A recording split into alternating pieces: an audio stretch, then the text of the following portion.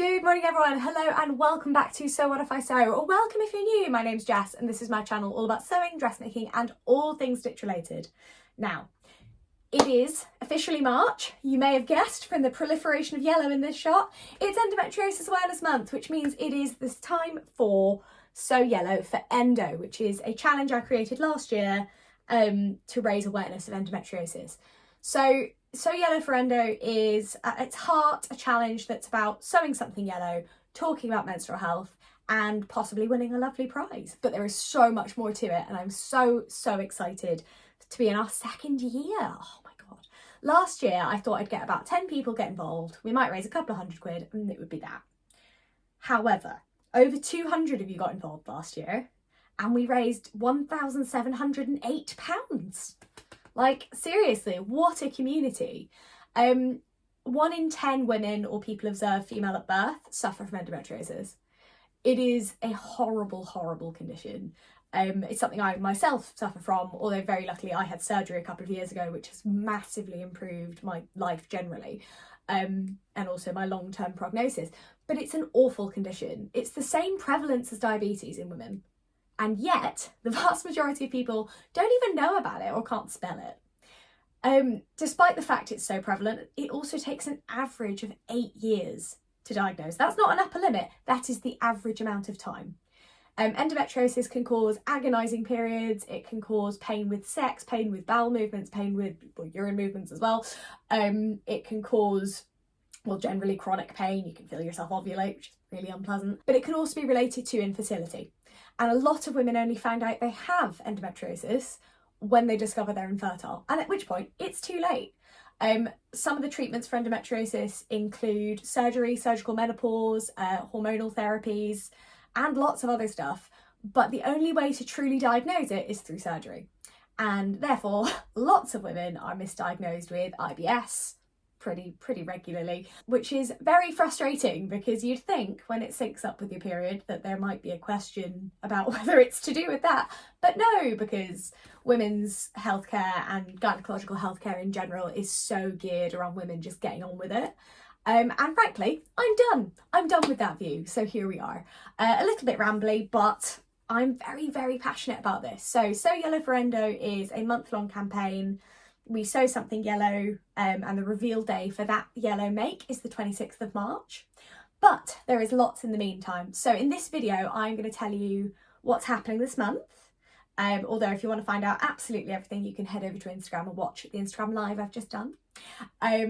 So I will tell you all about what we're going to be up to, and then I'm going to share with you my yellow fabrics and my plans for this month of what I'm going to make, so stay tuned. So kicking off with what this month is about, I've linked the Instagram live I did below to tell you guys a little bit more. These videos will come out pretty much at the same time, so hopefully that's useful as well. And I do apologise if I'm a little bit rambly, but this is something I care about to an extent I cannot explain. From the age of 15, I struggled with agonising periods. And when I say that, I mean I used to pass out and throw up and not be able to walk. Multiple times they considered taking my appendix out, and then it was my period instead. So they went, go on the pill, off you go. And unsurprisingly, things didn't get better. And it led to me having surgery when I was 22.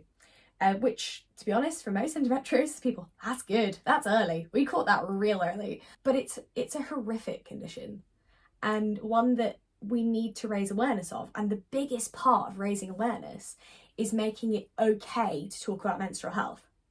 Now, I promise there is sewing in this vlog as well. And if you follow me and are going, oh, I don't want to hear about this, that's fine. Unfollow me for the month of March. That's no problem. But I will not shut up about gynecology and women's healthcare, because quite frankly, the level of discrimination when it comes to women and men is appalling. I will link it below if I can find it, because I did the research for this last year, but women are 4 times less likely to be taken to hospital if they're having a heart attack, and they're less likely to have first aid performed on them. Women's pain is dismissed because it doesn't look the same as male pain. In medical terms, women are often treated as small men. Now, I know there are changes going on, and that is fantastic, and if you are a doctor or a nurse watching this going, we're doing more, I know you are, and I know some of you are working so hard. But there are such systemic inequalities in the way that female health is treated and female pain is treated, that it's just not good enough for some people to be doing it. we need overhauls more generally, and we need more research. So one of the things So Yellow for Endo does is we raise money for Endometriosis UK, which is the main charity in the UK supporting people with endometriosis. They advocate for us at government levels, they arrange awareness campaigns, they work with the media and TV to get it out there. And it's a really important charity, and one that is very dear to my heart. So if you want to find out more about my story with endometriosis, you can watch the Instagram live below, which is now saved as an IGTV. Anyway, what's happening this month? So there will be weekly Instagram lives. This week you're lucky, you get 2. So I have put the schedule up here, and you can come and hear your fellow sewists talking about their experiences. And our conversations will range from surgery to living with the condition to diagnosis journeys. My wonderful friend, mindful scientist, my friend Holly from school, is also going to come talk to us about the biology of the condition. Holly is currently a cancer researcher, but her knowledge of biology is far superior to mine. So she's going to come and give us a little potted version of endometriosis biology for you guys to understand a little bit more about it. And we're also going to talk about the way forward, so after surgery, living with that post-treatment journey as well. So it's going to be fantastic. Please come along, even if it's for 10 minutes, and listen to your fellow sewists. It means the world to them and to me for us to get to share our stories with you, because part of the problem with endometriosis is talking about menstrual health is still a taboo. And that is a problem. Half of people have periods. Why can't we talk about them? Women are either public property when they're pregnant or expected to be vaginal. But periods in menopause, God forbid we talk about them publicly. If you are a woman, by the way, who is watching this and going, we shouldn't talk about periods, I would really encourage you to think why you think that. Because there's nothing wrong with it. People will talk about the most gross medical things in front of you, but you mention the word period and people go, shouldn't talk about that. Why? Why not?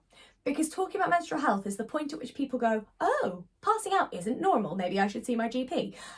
So it's really important. That's how we understand what's going on, is by having those conversations and finding out not everyone has the same experience as you, and maybe something's not right. But you never know if you suffer in silence. You never know unless you talk to other people with periods and go, do you not get this? And when they go, no, I never pass out on my period, I just have to lie down with a hot water bottle, you go, maybe I should speak to my doctors. So that's why I do this as well. I want to talk about menstrual health, and it's why we have the Instagram lives. So other key dates for your diary, the big de-stash. So this is a fun idea I've come up with this year. All of us need to de-stash. We all do it at random times. So I thought maybe with a big concerted effort, we could do a de-stash over the weekend of the 12th and the 13th of March. There is no limit. It can be fabrics, patterns, notions. They do not have to be yellow. It can be whatever you like. And basically, if you list them on Instagram that weekend for whatever price is appropriate to you, and then obviously pay for your postage, etc., and then donate as much as you are comfortable and able to do to the Just Giving page. That's the idea. So a small donation ideally to take part, but obviously depending on how much you're de-stashing, etc., I'll leave that up to you guys. You are trustworthy people. But that is one of our methods for raising funds this year, and for, you know, swapping some fabrics, because that's always nice as well. There is, of course, the main So Yellow challenge, and I've popped up the infographic here that shows everybody who is sponsoring a prize. So the idea for this is on the 26th of March, which is Endometriosis Awareness Day, or what has been rebranded this year actually to Endometriosis Action Day. We will reveal our yellow makes on Instagram. We will turn Instagram yellow for the day, or as last year, the weekend. And to enter, you sew something yellow or partially yellow. It doesn't have to be this colour. It can be mustard, gold, ochre, yellow patterned. That's fine. I'll leave that up to you. You will donate ideally £1 to take part to the Just Giving page. Please, if you're doing this, please put your Instagram handle in your donation, because last year it took me 2 days to match everyone's up. So please put your Instagram handle in your donation. You can leave your actual name anonymous if you want to, but or message, you know, we'll find out a way. But basically, please do that. And then share it on Instagram, tag So Yellow for Endo 2022, and if you are so inclined, you can share a fact that you've learnt about endometriosis this year. The prizes will then be drawn in the final week of March. There's also a number of wonderful fabric shops who are offering discounts. So some of them are offering 10 to 15% discounts on yellow fabrics. And some of them are also offering so that the fabric's a normal price, but 10% of the proceeds of that fabric will go to the charity. So I've listed all of that in the caption below, along with the blog post that explains a little bit more about how everything's working. So that's the big challenge. Last year it was wonderful to see so many of you getting involved. It was really heartwarming, and I hope we can turn Instagram yellow again this year. So hopefully that is useful, and we've talked a little about endometriosis. Now let's talk about what I'm making this month. So the first thing I'm making is next to me. This is an experiment, and one I don't know how it's going, but we'll see. This is technically a Tilly in the Buttons Tabitha t-shirt, but it's not really, because I've made it in this really cool thick ribbing. I don't know if you can see that. It's a stretchy, big, like thick ribbing, and I have a burgundy jumper in a similar fabric that I love, and I love like a thicker croppy jumper. The mistake I made last year with Soyola for Endo is I made things I couldn't wear the rest of the year because they were too summery. So this year I've gone down a different road and tried to make things that will work better with my whole year round wardrobe. So this is what I've done is I have used, I think it's what size, oh I hate her sizing, size 3 maybe, size 3 t-shirt possible, whatever equates to a UK 10. I think I picked on bust size.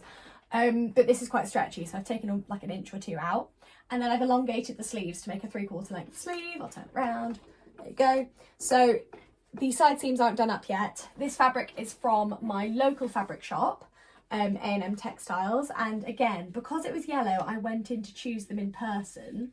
So what I'm going to do is, I'm nearly finished, I'm going to turn this under and do a very, very simple just turned under neckline like that. I need to overlock all of my inside seams because it's quite bulky, so I'm going to take that down today. And then we will have a cute little jumper, and my aim for this is to have something to just tuck into jeans or wear with a skirt, or you know, it's a nice colour, it's plain, and I can still wear it if it's freezing, which last year it was very cold in March. So this is my first little make. I would say as well, like, it has actually been a dream to sew with, but it's puckering quite badly. So I have been shrinking it with the iron, and that seems to be doing good things. But before I overlock it, I might, I've got a bit of stabilising tape in here, but I'm going to put a little bit more on the shoulders just to keep the structure. So side note for myself. So this is my first garment this year. It is sewn with tubular ribbing fabric, which was interesting to do. And I'm excited because it looks and feels like it's going to be a really nice cosy make.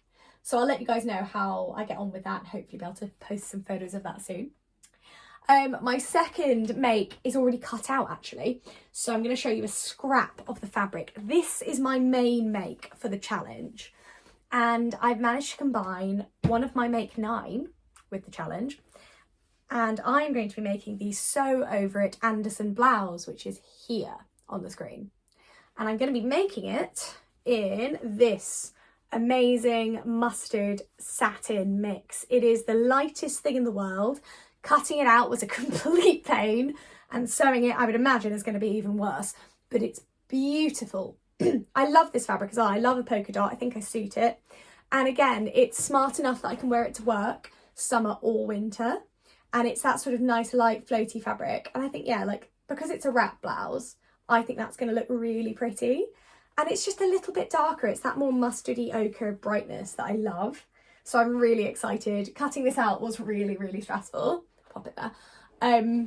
But the actual pattern looks okay, but it's going to take some slow sewing, I think, and a very fine needle to get through it. And I will share an update on that properly because I have a second one to make as well from the original one I was going to make for my make 9. So hopefully it goes well and I make my next one as well. My third thing I'm going to be making, now you're going to say, Jess, you're already wearing a yellow sweatshirt, but one is not enough. So here I have this incredible puffy sweatshirting. It is the coziest stuff. I don't know if you can tell how thick that is. It's so thick, it's so cozy. It's got a nice amount of stretch, and actually it is the same fabric as, I'll reach across the camera, this that I used for my Mile End sweatshirt, and you guessed it, I'm gonna make another Mile End sweatshirt. I love them. I love this jumper so much. I get so much wear out of it. And as soon as I felt the fabric and knew it was the same, I knew I could make another one. And what I would ideally like to do, but I don't have a cry cut, is I would like to get the So Yellow for Endo hashtag put on the front of this. But I don't know anyone with a cry cut at the moment who, I don't know, I just feel weird about asking, but I would pay. But it's just, I'd quite like a So Yellow for Endo jumper, it'd be quite fun. So that's the plan for this. At the very least, it's going to be a Mylen sweatshirt. And ideally, if I can find someone with a cry cut who's willing to help me out, because I don't know how to do it or use it, and I think I'd have to send them the jumper for them to put it on, and I don't know, I haven't really thought about this, I'm thinking out loud.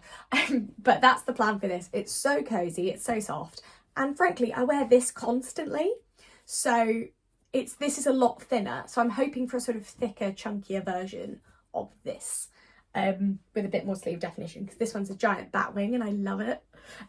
So yeah, again, all of these fabrics actually, not that I realised it at the time, are from my local fabric shop.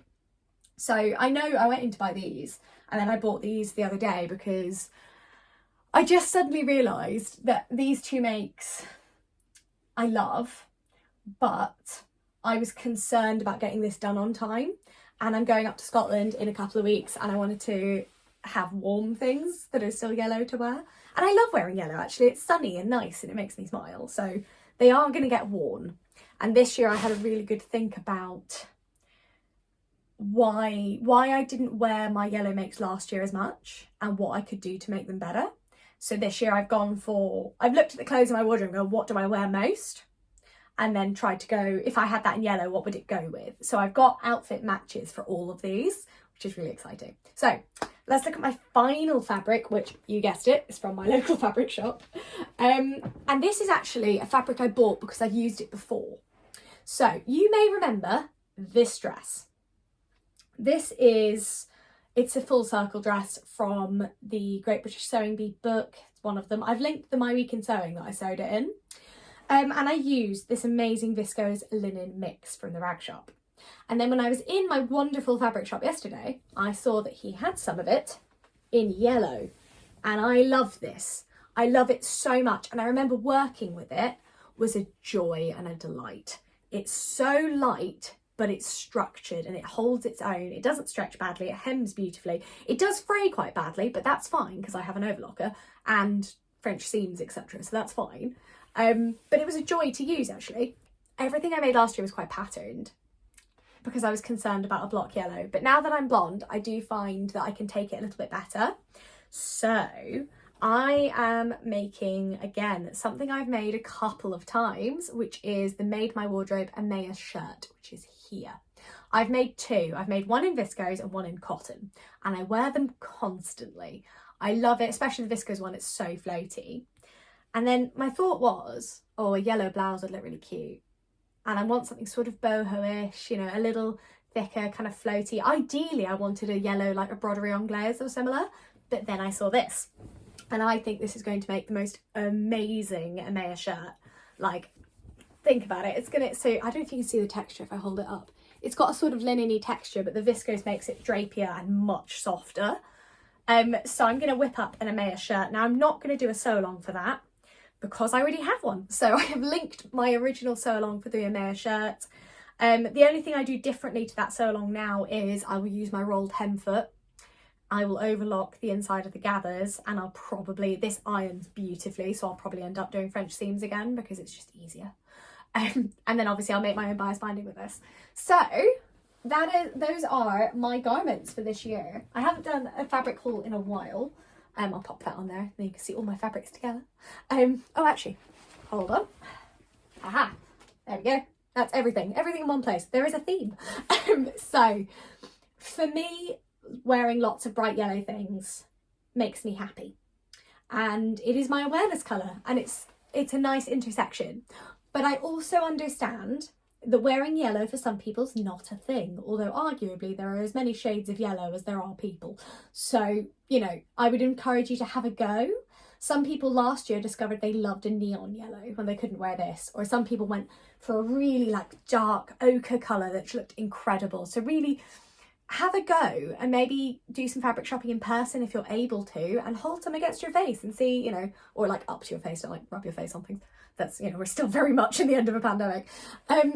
But yeah, have a go, try your colours. And if you are still going, oh, yellow's just not for me, try something with a yellow pattern. So yellow or mostly yellow is what I'd go for. So, you know, you might find a beautiful white fabric with yellow flowers all over it. Or you might find something like ditzy and floral that's got yellow in it. Go for it. The point of this challenge is not to beat you around the head and make you something you're not going to wear.